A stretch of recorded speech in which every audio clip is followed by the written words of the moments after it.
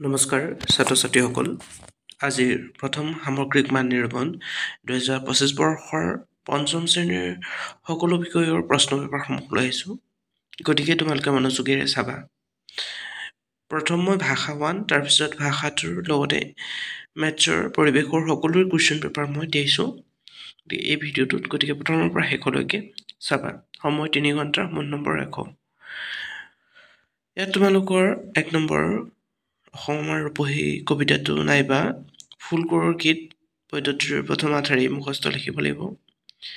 তাৰপিছত multiple চইচৰ 2 number দি থোৱা আছে মাল্টিপল চইচৰ তোমালোকক 6টা দি থোৱা আছে চাই লোৱা আৰু তোমালোকে ঘৰত অভ্যাস কৰিবা 3 নম্বৰ দিয়া হৈছে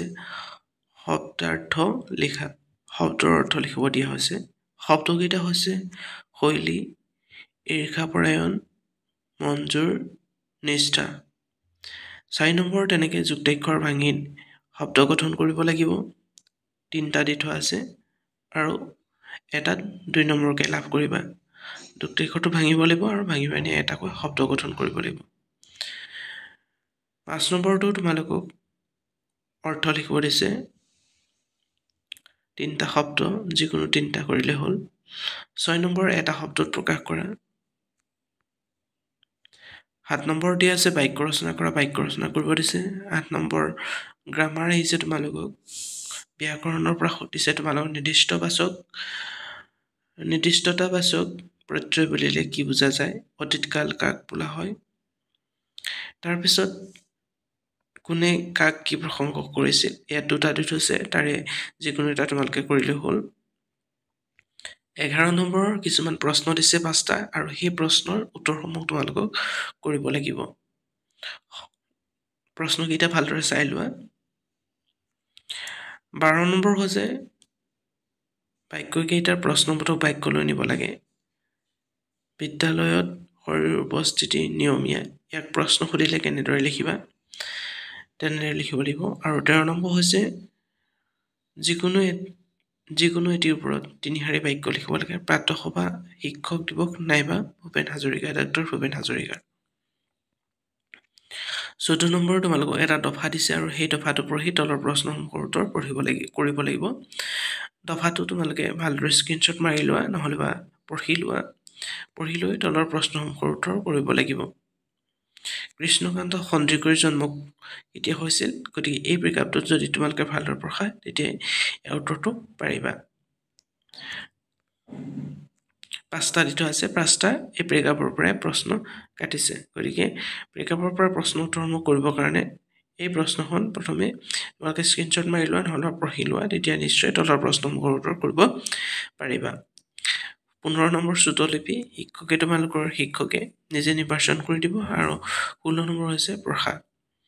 এইখন আছিল অসমীয়া কুৱেশ্যন পেপাৰ নেক্সট মই লৈ আহিছোঁ পৰিৱেশ অধ্যয়নৰ কুৱেশ্যন পেপাৰ পৰিৱেশ অধ্যয়নৰ কুৱেশ্যন পেপাৰতো তোমালোকৰ বিকল্প প্ৰশ্ন উত্তৰ কৰিব লাগে প্ৰশ্ন উত্তৰসমূহ দি থোৱা থাকিব গতিকে উত্তৰবোৰ বাছি উলিয়াই লিখিব লাগিব যিটো শুদ্ধ হয় 5টা দি থোৱা আছে 5টা কৰিব লাগিব একবাৰ পঢ়ি চোৱা আৰু নিজে কৰিবলৈ চেষ্টা কৰা 2 নম্বৰ ঠিক তেনে অতি চমু উত্তৰ কৰিব লাগে তোমালোকক 5টা দি থোৱা আছে 5টাৰ ভিতৰত 5টাই কৰিব লাগিব 3 নম্বৰ খালী ঠাই পূৰ কৰা 4 নম্বৰ দিছে ক অংকৰ লগত খ অংক মিলোৱা আৰু 5 নম্বৰ উত্তৰ লিখা 2 নম্বৰকৈ লাভ কৰিবা 4টা প্ৰশ্ন দি থোৱা আছে প্ৰাকৃতিক সম্পদ বুলিলে কি বুজা জুম খেতি কাক বোলে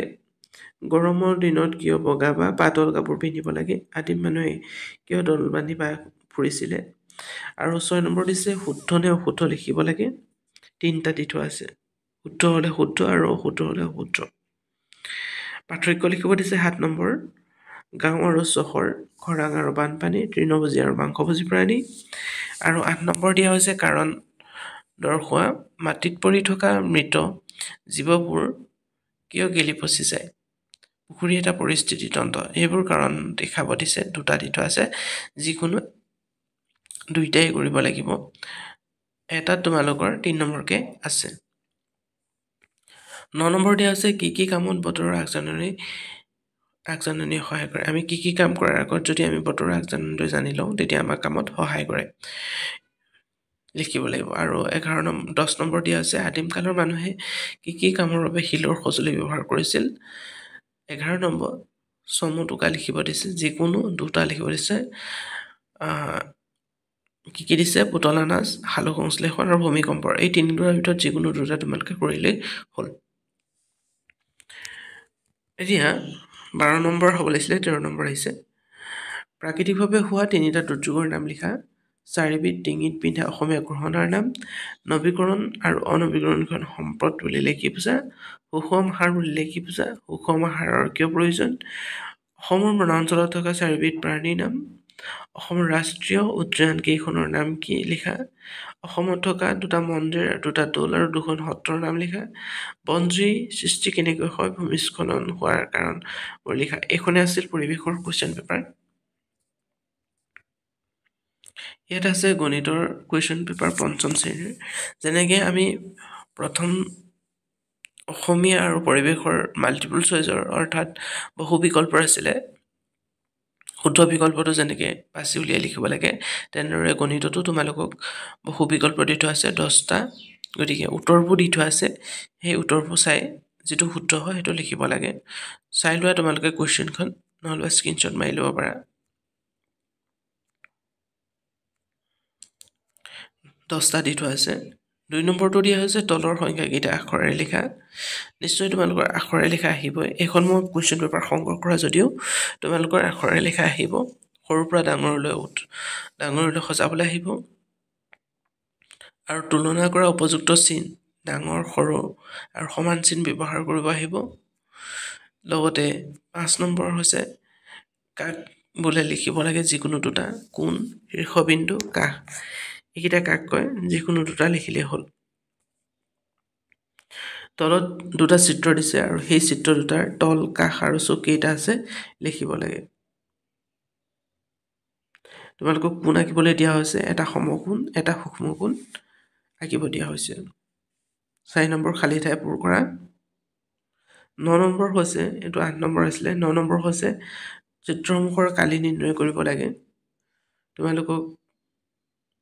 দিশ প্ৰস্থৰ মান দি থোৱা আছে গতিকে কালি কেনেকৈ উলিয়াই বৰ্গৰ কালি কেনেকৈ উলিয়াই আয়তৰ কালি কেনেকৈ উলিয়াই সূত্ৰটো পাৰি কালিটো উলিয়াই দিবা 10 নম্বৰ হৈছে বিয়োগফল বিয়োগ কৰি চাব দিছে বাকচত কি হ'ব খালী বাকচটোত 11 নম্বৰ পূৰণ কৰা 12 নম্বৰ দশমিকত প্ৰকাশ কৰা 13 নম্বৰ দিছে সমস্যা সমাধান কৰা আৰু 14 নম্বৰ হৈছে উৎপাদকৰ বৃক্ষকেইটা সম্পূৰ্ণ কৰিব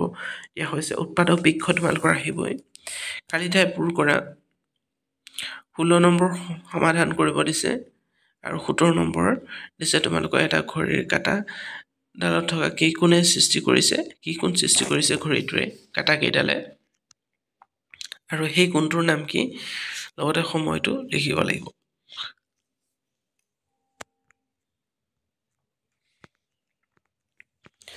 এবাৰ ইংলিছৰ কুৱেশ্যন পেপাৰখন আহিছে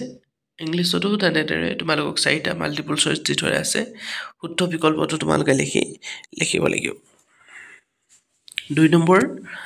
তলৰ প্ৰশ্ন তোমালোকক 5টা দি থোৱা আছে প্ৰশ্নকেইটা কৰিব লাগে প্ৰশ্নকেইটা হৈছে write the name of two small glacier B number হৈছে how many holes did Tenali Raman make in the pot C number হৈছে what did Raju think of contributing to flood victim. D number is which birds are talking in the poem? Who wrote the poem? Bird Talk. D number is all things bright of beautiful. যেটো কবিতা হয় সেই কবিতাটো তোমালোকক খালি ঠাই পূৰ কৰিব দিছে মাজে মাজে এটা ওয়াৰ্ড লিখি দিয়া নাই গতিকে ওয়াৰ্ডটো খালি ঠাইত কি বহিব এটো লিখিব লাগিব 4 নম্বৰ ট্ৰু আৰু ফলছ লিখিব লাগে সূত্ৰ বাক্যকেইটা দিছে বাক্যকেইটা সূত্ৰ নে অসূত্ৰ সূত্ৰ হ'লে ট্ৰু আৰু যদি ভুল হয় তেতিয়াহ'লে ফলছ লিখিব লাগিব 5 নম্বৰ তোমালোকক ৰাইমিং ৱৰ্ড লিখিব দিছে 4টা তাৰপিছত 6 নম্বৰ আইএনজি যোগ কৰিব দিছে শব্দকেইটাত ভাৰ্ব যিকেইটা ভাৰ্ব হয় সেই ভাৰ্বকেইটা আইএনজি যোগ কৰিব দিছে 7 নম্বৰ সোঁ চাইডৰ লগত বাওঁ চাইডৰ ৱৰ্ডটো চিমিলাৰ ৱৰ্ড হয়, গতিকে সেই ৱৰ্ডটো একে অৰ্থ প্ৰকাশ কৰা, গতিকে মিলাব লাগে। 8 নম্বৰ এটা পেৰাগ্ৰাফ দিছে আৰু সেই পেৰাগ্ৰাফৰ পৰা 5টা কুৱেশ্যন এনচাৰ কৰিব লাগিব। গতিকে পেৰাগ্ৰাফটো ভালদৰে পঢ়ি লোৱা আৰু পঢ়ি পেলাই উত্তৰটো কৰিবা। 9 নম্বৰ খালী ঠাই পূৰ কৰিব লাগে। খালী ঠাই মানে পূৰ কৰিব লাগে ক'ৰ পৰা? ওপৰত শব্দ কেইটামান দি থোৱা আছে, সেই শব্দকেইটা আনি খালী ঠাই পূৰ কৰিব লাগে। 10 নম্বৰ অপজিট ৱৰ্ড লিখিব লাগে 3টা, যিকোনো 3টা। 11 নম্বৰ আকৌ তোমালোকৰ বাকচৰ পৰা আনি খালী ঠাইত ভৰাব লাগে। 12 নম্বৰটো খালী ঠাই পূৰ কৰা। 13 নম্বৰটো ব্ৰেকেটত শব্দবোৰ দি থোৱা আছে, সেই ৱৰ্ডকেইটা আনি পেলাই খালী ঠাইত ভৰাব লাগে।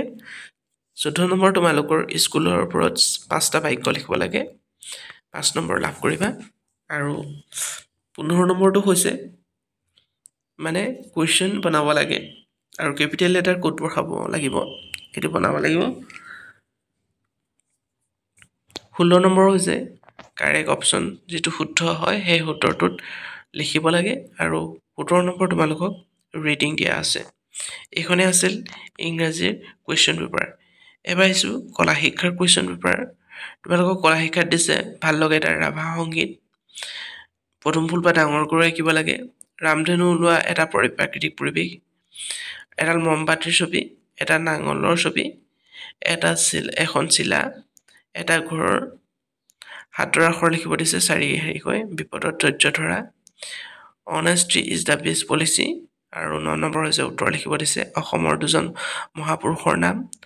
2খন অসমীয়া দৈনিক বাতৰি কাকতৰ নাম, ট্ৰেফিক লাইটৰ কোন 2টা ৰঙে